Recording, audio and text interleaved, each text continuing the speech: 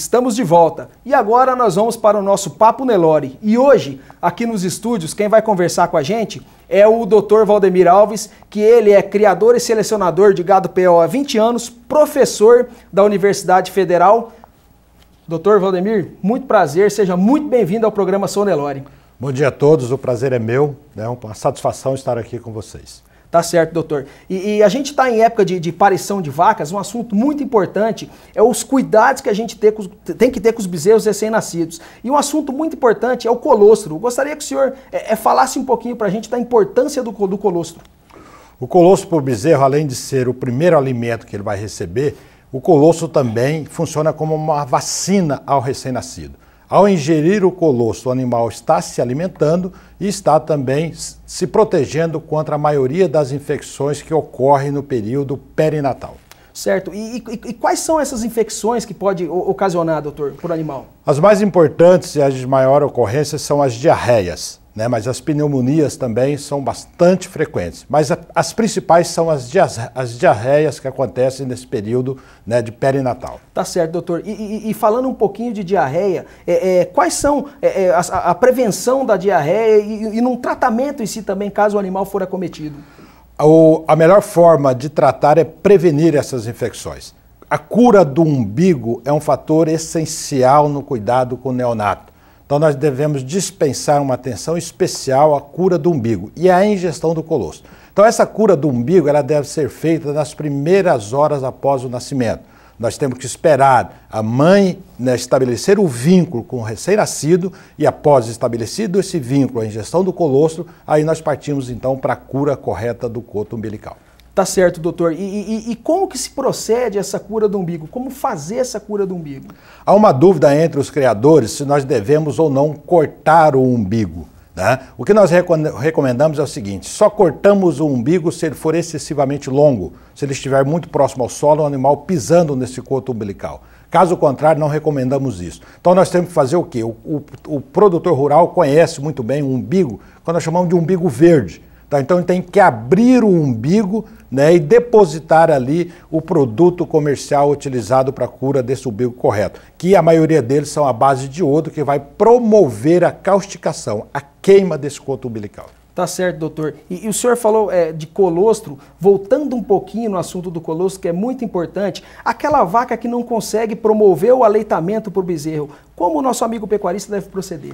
Nós recomendamos, né, em todas as propriedades rurais, né, seja ela destinada a gado de corte, normalmente nós temos um plantel de vacas leiteiras, né, para leite de consumo próprio. Nós devemos então proceder, o correto seria o quê? Ter um banco de colostro na propriedade. Congelar nessas garrafas PET mesmo o colostro de uma vaca leiteira e no momento desse, numa necessidade dessa, fornecer esse colostro congelado. Ele pode permanecer congelado por muito tempo no freezer, não há problema nenhum.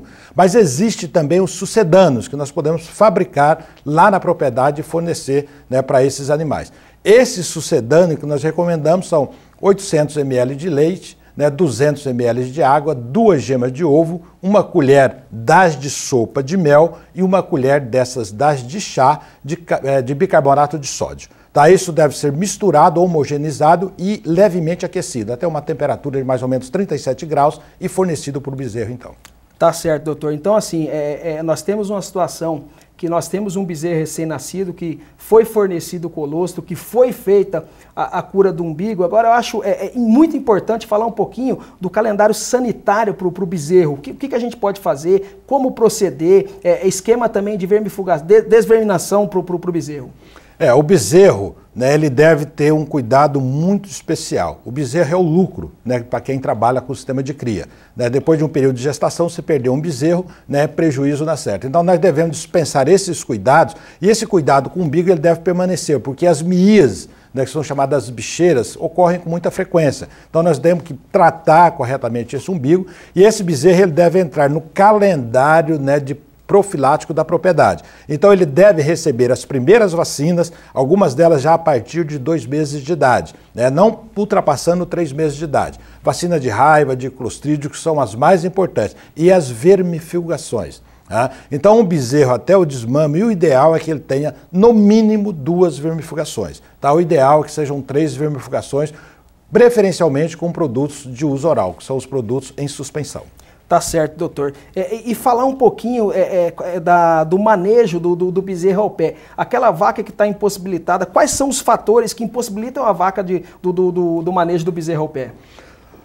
O manejo do bezerro ao pé, né, além de provocar, né, eu estou entendendo, ao pé da vaca. Isso. Né, então, o manejo do bezerro ao pé da vaca, além de provocar alguns acidentes com esse bezerro, né, ele pode trazer outras consequências. Então, normalmente, esse bezerro, para ser manejado, ele é apartado da mãe, né, e feito os cuidados com ele. Tá? Essa é a parte, né, pode ser feito na própria invernada, né, pegar esse animal com um laço, né, e trazer até um local destinado para essa cura, né, e pôr esse animal em decúbito de forma correta.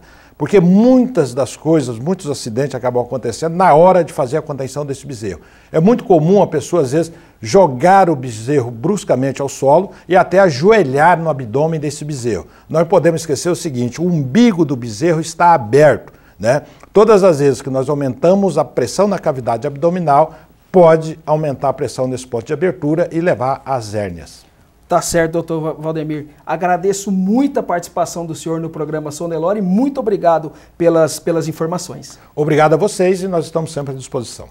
E o programa Sou Nelore chega ao final. Gostaríamos de agradecer especialmente a você pela audiência e aos nossos patrocinadores que acreditam nesse programa e estão conosco desde o início.